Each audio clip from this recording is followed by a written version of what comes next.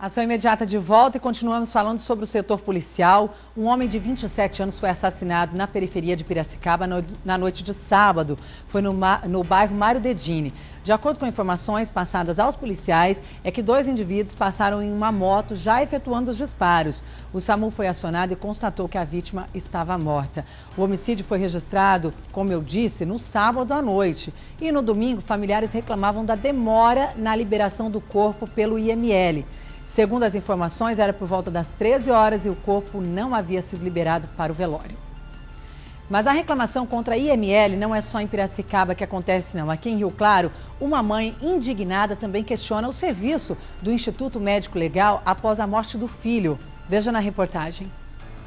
Um grave acidente vitimou Iago Santana Benesbi, que morreu atropelado na noite do dia 4 de março, depois de ser atingido por um veículo na rodovia Washington Luiz. E foi bem neste trecho onde aconteceu o acidente. Era por volta de 8 horas da noite, quando Iago e mais um amigo atravessavam a rodovia Washington Luiz e foram atingidos por um carro que havia acabado de sair da alça de acesso do bairro Jardim Bom Sucesso. Uma viatura da concessionária responsável pelo trecho veio até o ponto prestar os primeiros socorros, porém a vítima morreu ainda no local do acidente. Logo após isso, então, uma funerária particular da cidade de Rio Claro também foi acionada para vir até o local e fazer a retirada do corpo. E foi aí que toda a confusão começou. De acordo com a mãe de Iago, ninguém da família foi informado que a funerária particular iria prestar os serviços, e muito menos que isso seria cobrado. Chegou lá, eles já vieram com os papéis para ele preencher. Ele, achando que o irmão estava lá, porque ele não sabia como era o procedimento, ele começou a preencher os papéis. Nisso, a vizinha primeiro chegou, que tinha levado ele, e falou assim, peraí, o corpo se encontra aqui? Aí, na hora, eles falaram, não, o corpo se encontra no ML. Em seguida, minha irmã chegou. Minha irmã falou, olha, ele não vai assinar nada, ele não vai fazer nada. Primeiro, que quem tem que ver essas coisas seriam o pai e a mãe. E, no momento, eles não estão aqui. Não procuraram por mim, não procuraram pela minha irmã, não procuraram por parente nenhum da família. Não procuraram. E no IML o corpo permaneceu até que passasse por exames necroscópicos. Neste meio tempo, a maneira em que ficou acondicionado chamou a atenção da família e causou indignação. Minha irmã entrou, ela também é auxiliar de enfermagem. Ela entrou, era uma sala pequena, sem janela, 2 macas, certo? Ele estava dentro de um saco de lixo preto. Quando foi aberto, saiu até mosca de dentro. Gente, Rio Claro é uma cidade quente. Como é que um corpo fica 12 horas sem refrigeração nenhuma? O outro ponto questionado é sobre a identificação. Disse que o corpo não foi periciado antes, não foi feito nada antes, porque estava sem identificação. Como vocês viram no boletim que está identificado? O boletim foi identificado. A funerária pegou todos os dados. A funerária já estava até com dinheiro 7h30 da manhã. Sabe? E bem antes disso, eles já tinham tirado o xerox de um monte de coisa. O médico legista responsável pelo IML de Rio Claro explica o que aconteceu durante a noite do dia 4. De acordo com o Dr. Olavo Narkevich Jr., foi sim a falta de identificação que acarretou na liberação do corpo apenas na manhã do dia seguinte. Esse é um dos problemas que acontece quando você tem morte violenta. Existe uma sequência de eventos que, se você não cumprir, você não pode desencadear o outro fato. Depois que ele sofreu o acidente, é feita a perícia no local, aí a polícia, ou dependendo do rodoviário, no caso foi um atropelamento. A perícia é feita pela polícia militar ou polícia rodoviária, vai ao local, aí depois vai apresentar isso na delegacia, e depois de tudo isso, leva algumas horas, o delegado vai solicitar o exame necroscópico. O fato é que só o delegado pedindo o exame necroscópico não basta, porque precisam ter vários documentos para a elaboração desse documento. E nós temos uma norma que tem que ser muito respeitada, que vem da superintendência, onde nós não podemos nem tocar no corpo, vamos dizer assim, se não tiver a solicitação na nossa mão. Todos os documentos, que depende às vezes da família e da própria delegacia, para a gente poder realizar o exame. O fato de não colocar ou não na geladeira na situação em que ele estava, pelo tempo, não é necessário, tá? Se você tem necessidade de aguardar, segurar esse corpo por mais dias, você tem que guardar na geladeira. Mas vamos dizer que alguém tivesse colocado ele na geladeira na hora que ele chegou, 10h30, 11 horas da noite. A gente, de manhã cedo, nós íamos ter que deixar ele praticamente o dia inteiro fora da refrigeração para poder necropsiar. Ele só ia ser necropsiado no final da tarde. Então, existem certas coisas que você tem que ter o bom senso na hora para analisar o que vai te ajudar e o que vai atrapalhar a necrópsia. Ainda de acordo com o médico, atualmente o ML encontra sim falta de funcionários, mas não acarreta em prejuízos no atendimento. O trabalho tem que ser feito com a mesma qualidade, independente do número de médicos que você tem, tá certo? É lógico que se você tem mais médicos, você tem mais tranquilidade para elaborar esses laudos. Nesse caso em questão, se você tem 2, 3, 4 médicos, não iria fazer diferença. Porque o problema realmente foi a falta de documentação. Eu quero justiça, sabe? Eu quero que todo mundo pague, sabe? Que seja feito justiça e que amanhã não tenha outro Iago naquela pista estendida. Eu não quero que amanhã se aproveite de outra pessoa que não tivesse condições financeiras. Essa é a revolta, então, da família e também o parecer do IML. A prefeitura também se manifestou sobre o assunto, já que a família se revoltou pelo serviço funerário ter sido feito por uma empresa particular.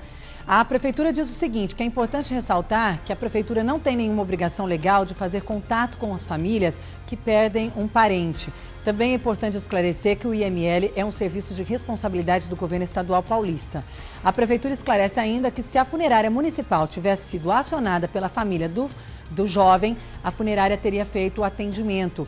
Este é o procedimento de rotina da funerária municipal de Rio Claro, ou seja, atender a todos que a procuram. Sobre a remoção de corpos, existe um serviço realizado em caso de morte violenta, que consiste no recolhimento do corpo e encaminhamento ao Instituto Médico Legal, IML. Esse serviço é feito gratuitamente pelas funerárias da cidade em sistema de rodízio semanal, ou seja, a cada semana uma das funerárias da cidade, inclusive a funerária municipal, fica incumbida de fazer o recolhimento do corpo quando há morte violenta e encaminhar ao IML. Esse serviço não é cobrado, independente de ser a funerária municipal ou uma particular que estiver de plantão. Apenas depois dessa etapa, os demais serviços passam a ser cobrados.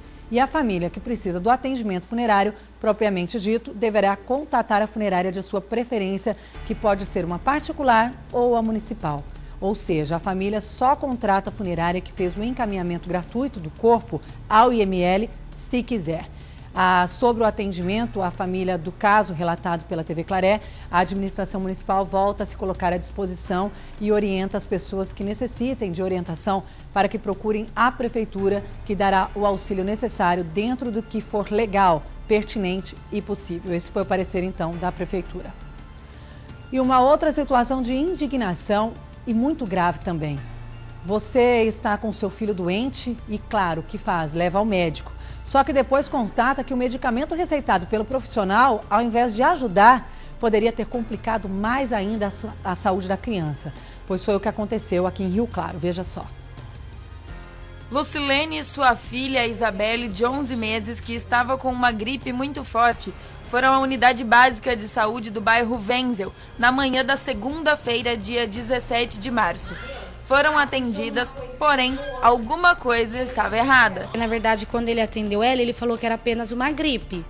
Mas eu acho que no intuito dele de ser médico, que queria amenizar o puizinho que estava saindo muito do olho, então passou só o colírio e não remédio diretamente para a gripe. O médico receitou Duofilme, um remédio para tratamento de verrugas, como indica na caixa.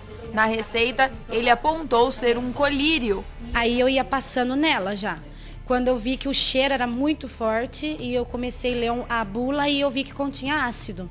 Eu falei, nossa, mas isso aqui não é colírio. Quando eu vi na caixinha que era tratamento para verrugas. O efeito seria, na verdade, ela ficaria sem olho, não ficaria só cega como comeria os olhos dela. Então, no caso todo, ela perderia os 2 olhos dela. Lucilene, com muitas dúvidas sobre o remédio receitado, decidiu vir até aqui à UPA na terça-feira, dia 18. A sua filha, a Isabelle, passou por outra consulta com outra pediatra. A médica constatou o erro médico e fez então uma nova receita. Mas foi então que o outro problema aconteceu. Eu, para tirar dúvida mais uma vez, informei o nome do medicamento que o Dr. Sérgio tinha passado já para ela. E aí mostrei a receita e ela segurou a receita e não quis me devolver mais. Então ela resolveu registrar o boletim de ocorrência e ir também até a Fundação de Saúde de Rio Claro. A resposta deixou Lucilene indignada. Por telefone ficaram sabendo que o médico não estava bem para atender naquele dia. Então por que ele atendeu se ele não estava bem? Porque foi o que ele alega. Ele disse que atendeu porque tinha muitas crianças, só que não tinha muitas crianças, porque a minha filha era a última. E se ele errou com ela, então se ele não estava bem, errou com muitas outras crianças, né? Que situação e que desespero. Colocou em risco esta criança. E claro que falta de responsabilidade desse profissional. Agora já tem pouco médico na rede. Muita gente reclama do descaso no atendimento. E como se não bastasse, agora mais essa coloca em xeque a nossa confiança. Eu não quero generalizar, porque sabemos que tem muitos profissionais bons, independente da rede pública ou privada. Agora, como eu disse, já são poucos os médicos e ainda o que tem não está qualificado? Aí vem alegar que estava com problema. Todos nós temos problemas, mas cadê a consciência, a responsabilidade? Está lidando com vidas.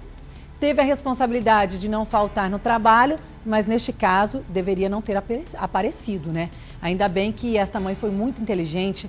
Agora, a gente quer saber o que vai acontecer com este médico, porque assim não pode ficar. Claro, nós entramos em contato com o setor de saúde de Rio Claro e recebemos a seguinte resposta, que a Fundação de Saúde ficou sabendo do caso pela ouvidoria e acionou a diretoria médica para apurar os fatos. Então vamos aguardar qual o resultado disso aí. Olha, dia 31 de março completa 50 anos do golpe militar no Brasil. O período tem despertado mais interesse pela nossa história e no próximo bloco, o Ação Imediata conversa com uma historiadora e pesquisadora do assunto. Ela esteve em Rio Claro na semana passada para um bate-papo no Arquivo Público e nós aproveitamos para gravar uma entrevista que você confere daqui a pouco, não vai perder.